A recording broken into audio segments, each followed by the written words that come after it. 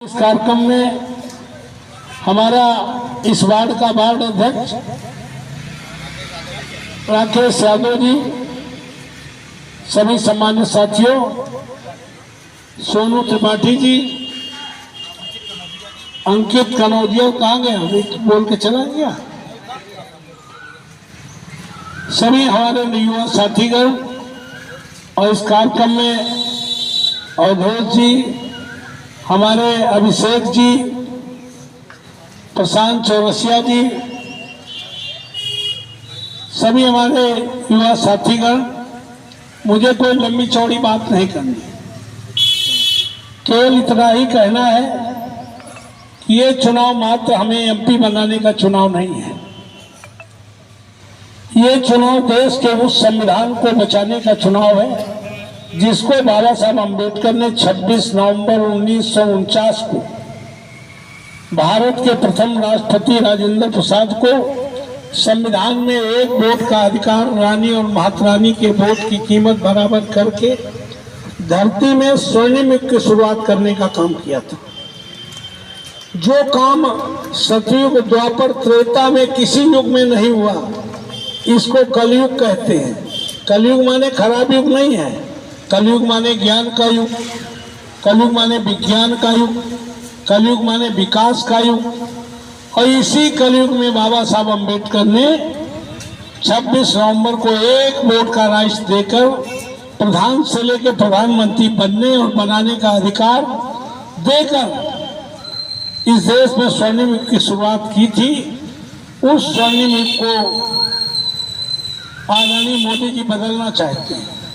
मोदी युग तो ऐसे चल रहा है, भाजपा ने जब सरेंडर कर दिया 14 में, भाजपा सरकार की जगह मोदी सरकार हो गई।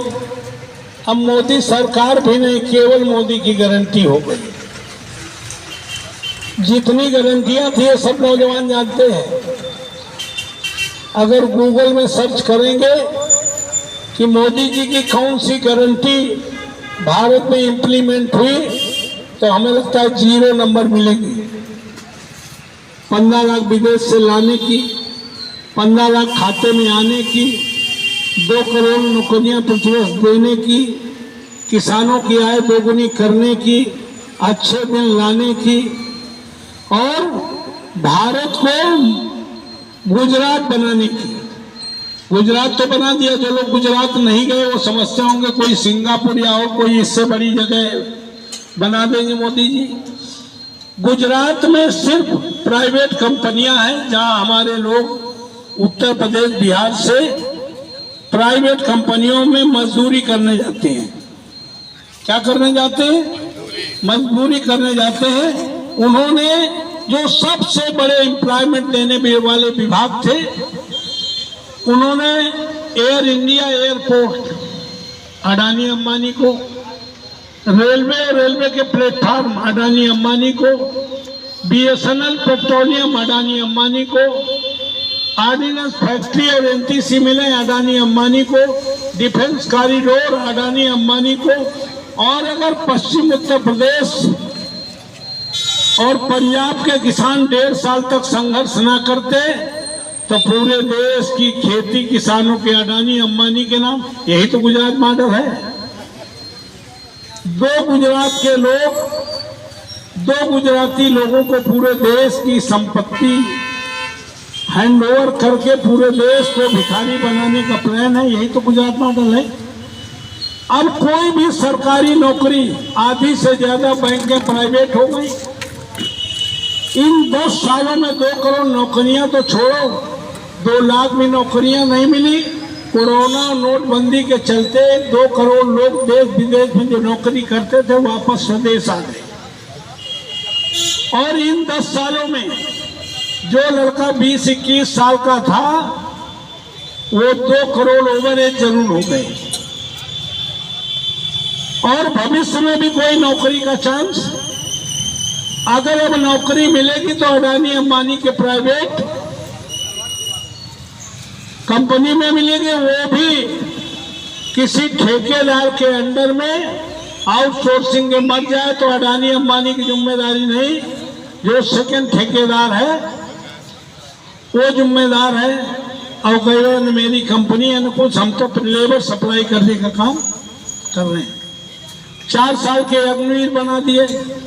अगर इस बार चूक हुई तो 4 साल के सब बनाए जाएंगे। 4 साल के डॉक्टर, 4 साल के मास्टर, 4 साल के इंजीनियर, और 4 साल बाद वो कहा जाता है ना पीटी में, दादा तुमने सावधान विश्राम जैसे थे, 4 साल में वैसे हो जाएंगे। तो इसलिए आपसे निवेदन करने आए हैं। अघोषित इमरजेंसी लगी हुई है देश में। कोई भी नेता इस तानाशाह के सामने जवान खोलने की हिम्मत नहीं करता। राहुल गांधी जैसे आदमी ने कर्नाटका में भाषण दिया, गुजरात में मुकदमा लिखा गया, ट्रायल हो गया पार्लियामेंट से। अभी 15 दिन पहले सुप्रीम कोर्ट फाइंडिंग दे पाई है कि सत्ता के खिलाफ विपक्ष की आलोचना, टिप्पणी अपराध नहीं है, लेकिन राहुल गांधी को तो सजा मिल गई। ये फैसला तब आया जब राहुल गांधी का ट्रायल चल रहा है, उन्हें तो सजा मिल गई। अगर ये पहले आ गया होता तो उनको सजा दी नहीं जा सकती। तो मैं साथियों कहना चाहता हूं, इस समय केजरीवाल उनके खिलाफ बोले तो जेल में है, हेमंत सोरेन जेल में है, संजय सिंह जेल में थे, कल परसों छूटे हैं। जो भी उनके खिलाफ टिप्पणी करने की कोशिश करेगा उसको डरा के रखने का काम किया। इस समय 2 ही नेता हैं जो बिना डरे, बिना रुके देश को बचाने के लिए, संविधान को बचाने के लिए, लोकतंत्र को बचाने के लिए संघर्ष कर रहे हैं। कश्मीर से कन्याकुमारी तक भारत जोड़ो यात्रा, न्याय यात्रा, बिना ईडी सीबीआई की परवाह किए बिना देश को एक और देश को संविधान बचाने के लिए कोई संघर्ष कर रहा है, तो उस नेता का नाम राहुल गांधी है। और उत्तर प्रदेश से ही आजादी के बाद प्रधानमंत्री की कुर्सी का अगर रास्ता कहीं से जाता है तो उत्तर प्रदेश है।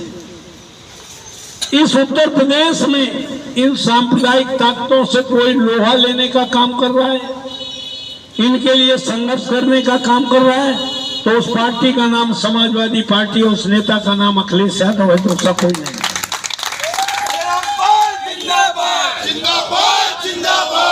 तो साथियों मैं कहना चाहता हूं, ये 2 नेता जिस दिन से मिले हैं उस दिन से आदरणीय हमारे प्रधानमंत्री की नींद उड़ गई है और हमारे नेता के खिलाफ सीबीआई जांच शुरू कर दी।